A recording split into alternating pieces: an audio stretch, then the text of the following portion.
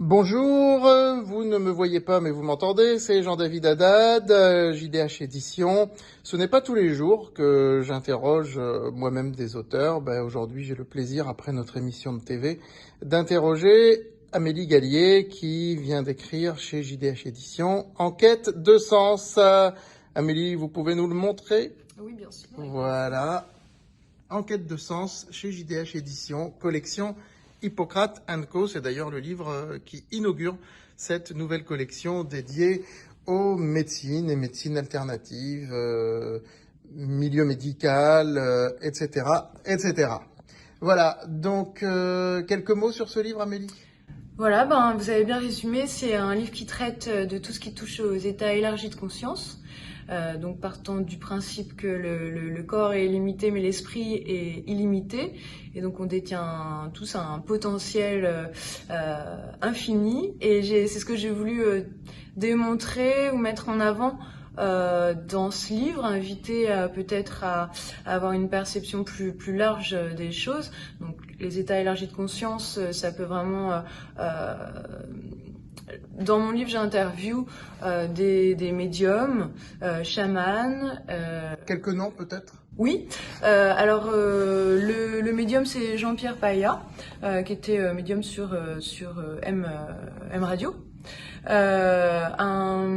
Donc plusieurs chamans interviennent dans mon livre. Alors qu'est-ce qu'un chaman pour ceux qui ne connaissent pas? Alors un chaman, c'est quelqu'un qui va se connecter, alors on l'est tous plus ou moins, on l'a tous en nous, mais il y en a qui l'exploitent un peu plus, aux esprits de la nature, et on va dire qu'il est il va chercher à être plus en osmose avec tout ce qui l'entoure. Voilà. Les esprits de la nature, pas les esprits de personnes qui ont existé, sont aussi.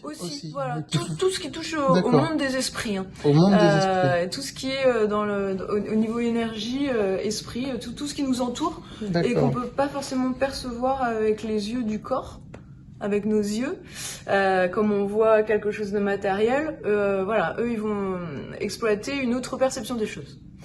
Voilà, j'interviewe aussi donc plusieurs bouddhistes, notamment le moine bouddhiste Mathieu Ricard, que j'ai eu la chance qui est connu. Voilà. On entend souvent parler. Tout à fait, il a écrit de nombreux ouvrages sur le pouvoir justement de l'esprit, par le biais par exemple de la méditation, enfin des livres qui, surtout sur le thème du bouddhisme. Mais à la base, il faut savoir que Mathieu Ricard, c'est quand même un scientifique aussi, hein, qui a un doctorat en génétique. Donc c'est vrai qu'il a l'approche aussi, un regard aussi scientifique, même s'il est bouddhiste. C'est ce qui est intéressant aussi.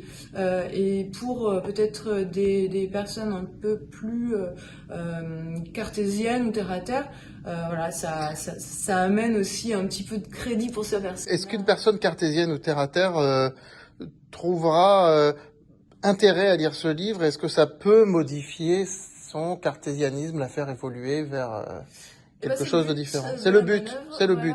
Justement aussi, entre autres, justement, c'est de prendre conscience, parce que même si on peut avoir un regard cartésien, comme j'ai pu l'avoir aussi avant, entre guillemets, il y a certaines choses qui m'ont amené à m'ouvrir l'esprit, ma perception des choses, mais aussi d'autres intervenants du livre, notamment le docteur Olivier Chambon, qui est à la base psychiatre psychothérapeute, et qui est vraiment sorti de tout ce qui est médecine,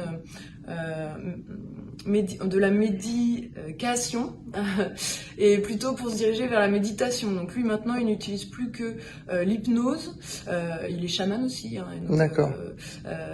Tout ce qui touche aux états élargis de conscience, le MDR aussi, qui est une technique comme d'hypnose mais par mouvement oculaire, tout ce qui touche aux troubles, justement au choc, traumatisme, etc.